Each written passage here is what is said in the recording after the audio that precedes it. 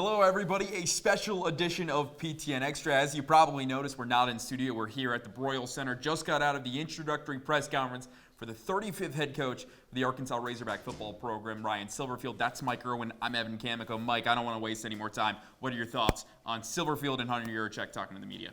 It was interesting. I mean, right off the bat, the thing that caught my eye was Quincy Rhodes and KJ Jackson over there at the press conference, and he announced, hey, they're back. So that's big. That's a start. That's retaining some really good players that you already have. I think those two guys will influence other guys to stay. Then there was a lot of talk about the money. And everybody's trying to, because right off the bat, Yurachek pretty much said, look, we're not going to give you hard and fast numbers because we don't want other people to know what we're dealing with. Yeah. And I think everybody understood that. But they pinned him down anyway with this question. How close are you to getting how much of this money is money that you already have? How much of it is money that you still hope to get? And he said, well, we're toward the goal line. We're getting close. We're in the home stretch is what he said. Well, who knows what that really means? But it does indicate that they've still got some selling to do. We're going to start finding out how close they are to the money that they say they have. And Yurachek basically said we're not going to end up at the top of the SEC, but if we're in the middle, we're within striking distance. We think we can win with that amount of money. Well, when they start pulling guys out of the portal, you're going to find out these recruiting guys that cover Arkansas are going to tell us, okay, they lost this guy because Ole Miss bid more.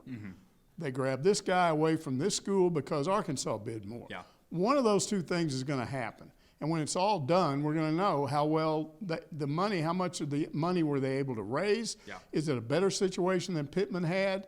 Because that's going to determine to a large degree how much success they have initially. We'll break down finances again in a little bit more because I want to get more into that. But on the topic of Silverfield, that's what everyone at home wants to hear about. Obviously, finances are massive, but again, for the new head coach to come in, he wants to change the identity. I love that he talked about discipline, not turning the ball over. He was two things, OTB and TTB. That's what stood out. Own the ball on offense, control possession, control the ball, don't give it to the defense. And then on the other side, it's something that Arkansas really lacked to do this year and turn the ball over, get turnovers, generate that. What about his message and the identity that Silverfield's going to instill here in the culture of getting this to be a championship program stood out to you? Well, he was asked, okay, based on what happened this past year, you don't have a single SEC win. How do you get out of that mess? And he said, we're going to outwork everybody. We will have the hardest working team in the SEC. Now, how do you measure that? How would you know that? You'd have to be every team, every workout, have somebody watching it. But that's what he's basically telling them. Yeah. You are going to win because you are going to work harder than your opponent. That's a standard line in coaching that when it goes all the way back probably from before I was in high school and played.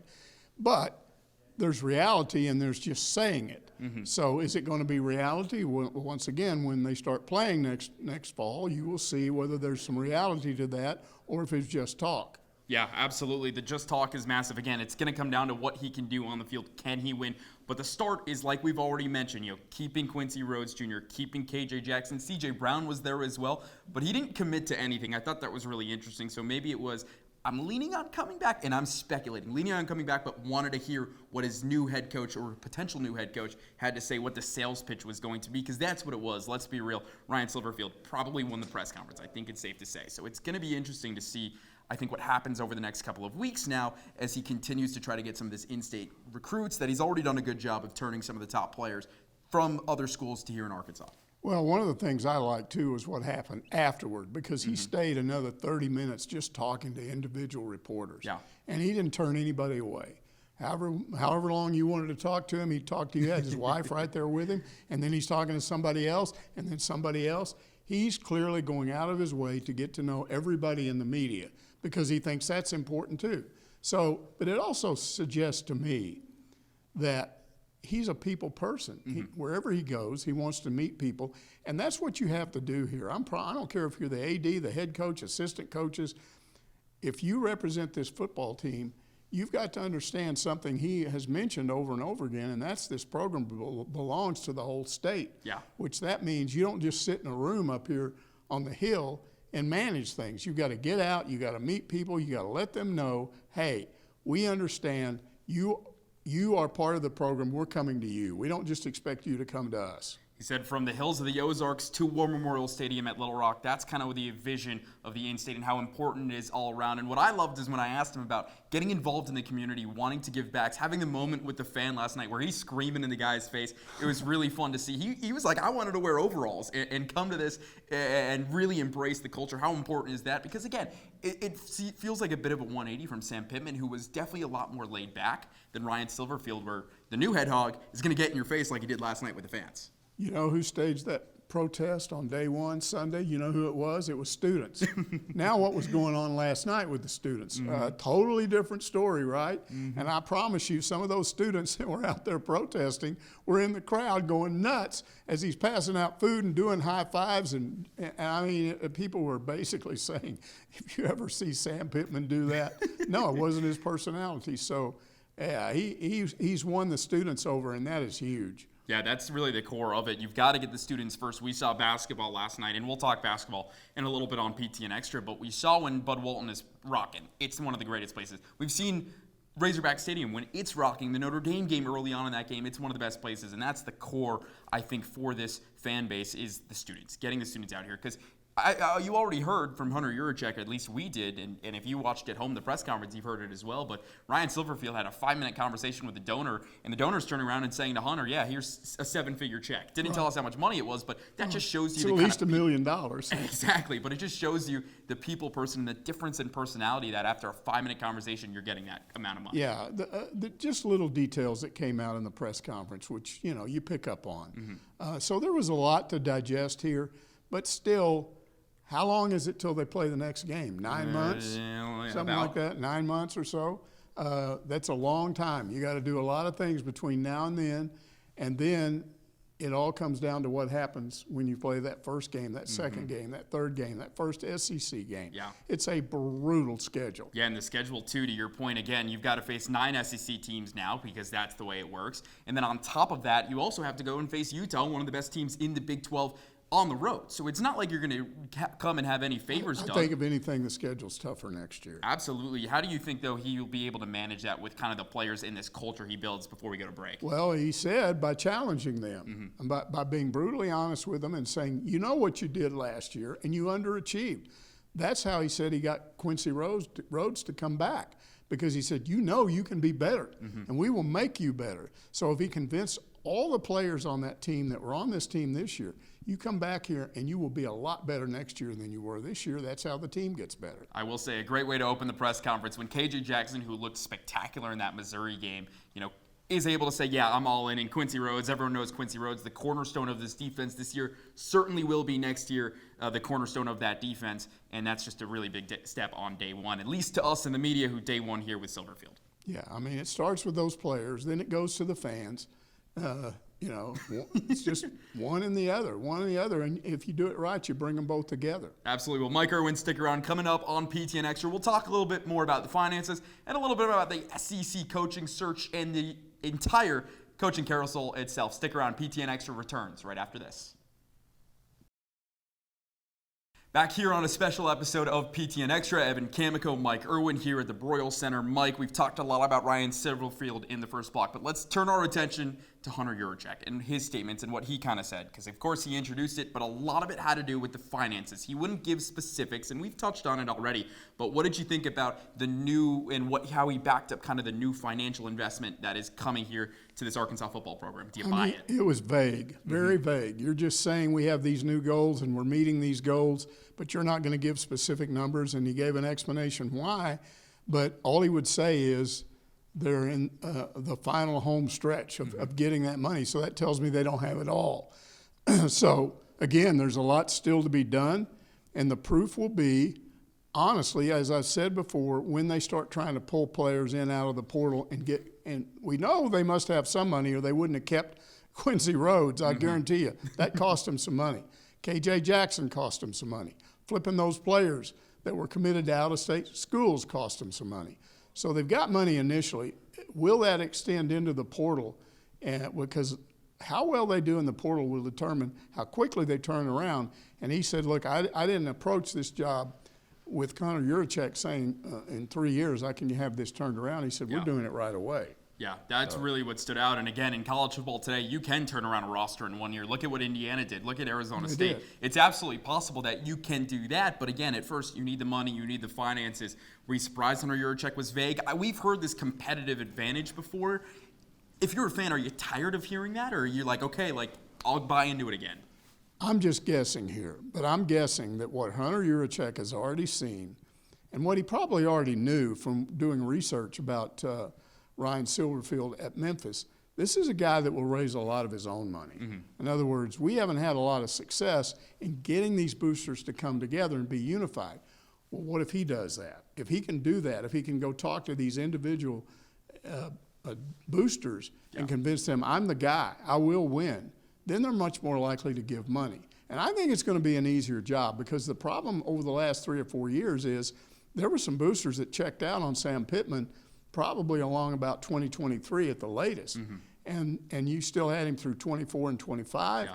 They were at a point now where they didn't want to give any money because they wanted him gone. Yeah, absolutely. And we'll see what happens again with Ryan Silverfield over the next couple of weeks. And again, we won't know a lot about finances until we talk to Hunter every now and then. But what's interesting is it feels like Silverfield's starting to bring some of his staff over. They couldn't tell us who specifically yet, but someone online that we saw is he's bringing over his GM from Memphis. How do you think that will impact Remy Cofield and the hierarchy here at Arkansas? I don't know about Cofield, but if I'm trying to deal with that, if I have my own guy, and here's what a GM does.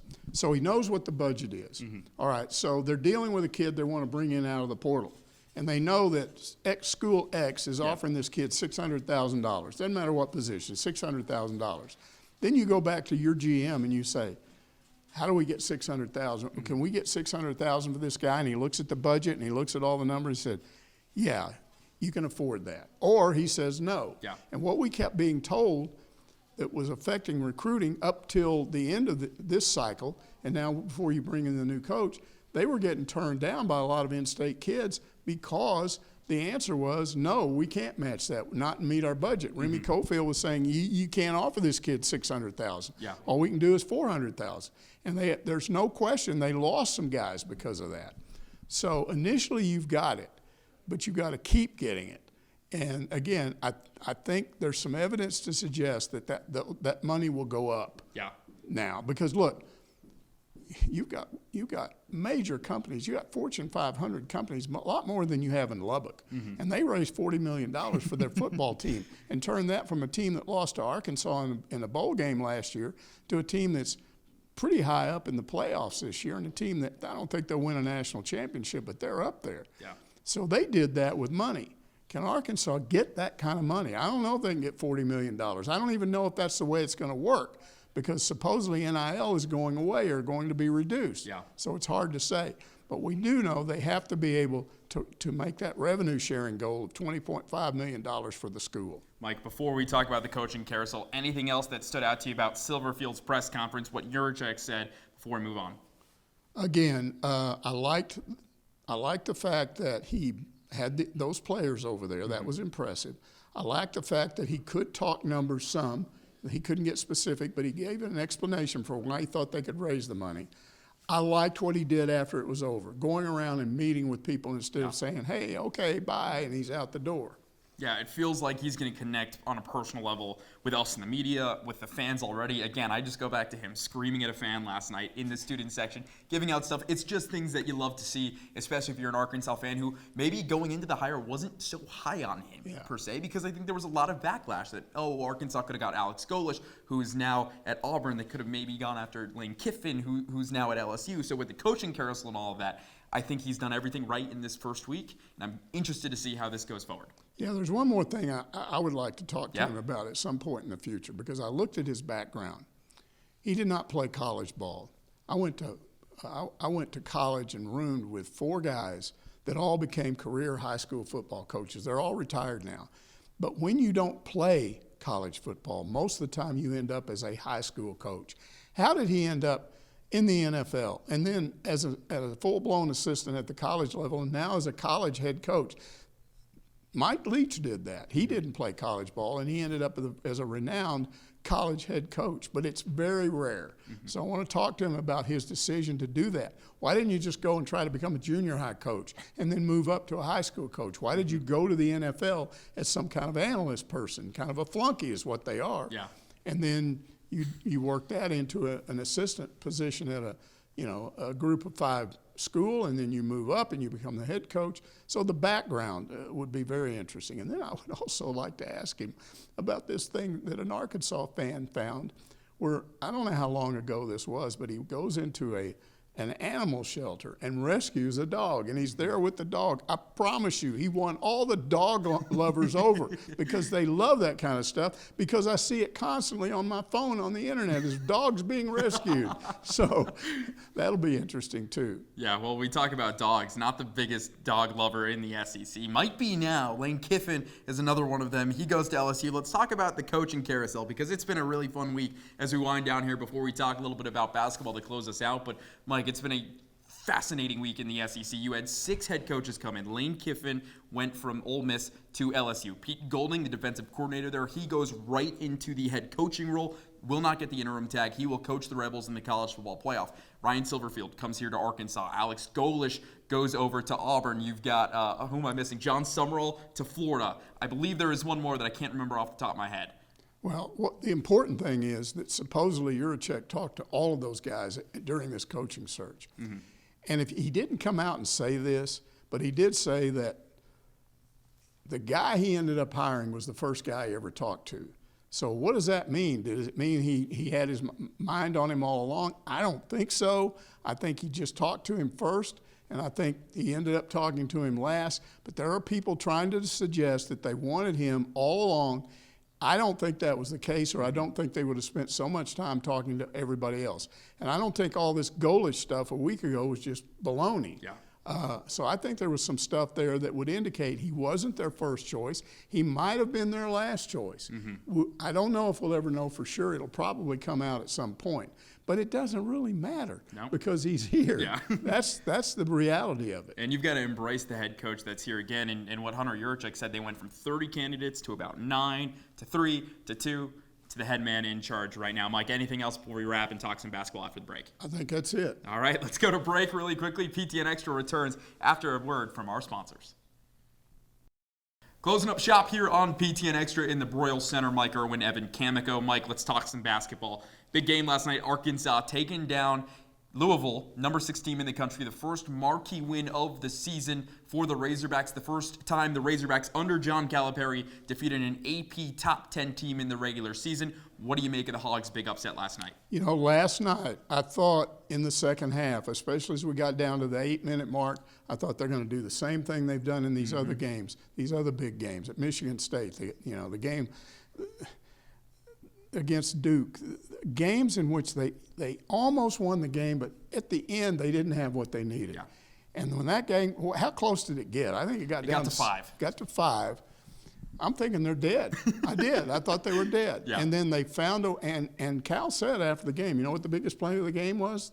The Brazil block, because they had given up a lot of just wide open drive down the lane layups, dunks. That one guy was just dunking it every time you turn around. Here we go again, and boom, that block, and the place went nuts, and it turned around right after that. Yeah, because that drive by Sonata Frew would have made it a 5-point game again, and you could just feel the energy kind of leaving Bud Walton Arena. I was watching it from our studio last night in Northwest Arkansas, but then you get the block, and then Arkansas goes on the run. They get the cushion. They get the 9-point win, 89-80. But, man, can we talk about Trevin Brazil? Because he was excellent. 21 points, 5 boards. Darius Acuff Jr. had a double-double, 17 and 10, I believe. Don't quote me online. But also really big, too, Malik Ewan finally played well. Cal, the first thing he did in his postgame was say, hey, Malik Ewan, that's who we needed you to be. He told Malik to watch the footage from Florida State Louisville last year, and that's what he did, and he came out big last night for the Hawks. Yeah, that was big. It was also big that Brazil had a complete game. He played well in the end because he has a tendency to disappear during parts of the game, and he didn't do that. He played the whole game well. That helped. I'm just struck once again by how much they rely on those 2 freshman guards. I'm telling you, people want to complain about those guys. If they didn't have those guys, they would be ordinary. They still make everything happen. Do they make mistakes? Yes, they do. But they're learning, and they're getting better, and they're integrating better with the other guys. And then so you throw a Ewan in there. I even thought Pringle was in there. He didn't score a lot of points, but he was in there rebounding, doing a lot of stuff. I think they're going to be fine inside. I think the guards, they've still got to solve the Carter Knox problem. Yeah. And here's the thing. I want you to understand, Billy Richmond fans. I understand why you like this guy. But he's hot and cold. He does something terrific, and he does something really dumb. And they've got to minimize that, and they've got to get Carter Knox going. Risk reward with Billy Richmond. But what was interesting at the end of the game is that Cal said that the guy who closed it was Darius Acuff. Like last year, we saw a lot of DJ try to be that role, especially late in the season. Didn't always work. You go back to the Ole Miss game in the SEC tournament. You go back to that Texas Tech game when DJ had the ball on the last possession. He struggled at times, too, in those games trying to find that final shot to really close the game. And Darius was given that role last night and absolutely came up clutch. Yeah, I mean, he's one and done. He just is. Both of them are. And we just need to get the most out of him that you possibly can in this 1 year. But that's Cal's recruiting. That's what he's always done. It's always been about the freshmen. Yeah, absolutely. That's where, again, some of the best guys in the country right now are. Again, you look at Cameron Boozer. We saw him the other week against in the Duke game. And then, of course, these two here. And you'll see some really good freshmen over the next couple of weeks. Nate Ament from Tennessee. Right. You'll get to see him in early January. But how big of a win is this for the Razorbacks as we head into December? You've got a few more marquee matchups coming up. Dallas next week against Texas Tech, New Jersey against Houston before league play starts. Well, it was big because if they lose this, then this whole Cal strategy of playing all these really good teams from a year ago starts to backfire. And you start going, wait a minute, maybe you overreached. Maybe you should have had a little bit easier schedule and bring them along slower. But I think it worked. I think that's been his plan all along. And I think they benefited. What happened in those two losses benefited them in this game. Yeah, learning from the past, embracing the future. I think that's big for the Hawks. Mike, anything else before we wrap up PTN Extra today? It's just been a good week. And it started out so bad. And it just reminds you, initial impressions can be wrong. Who would have thought we'd go from protesters to where we are right now? Basketball gets a big win. Ryan Silverfield gets a big win in his press conference, and here we are. But that's going to do it for another PTN Extra. For Mike Irwin, I'm Evan Kamiko signing off and saying so long, and we'll see you next week on PTN Extra. Perfect. 4:35. Beautiful.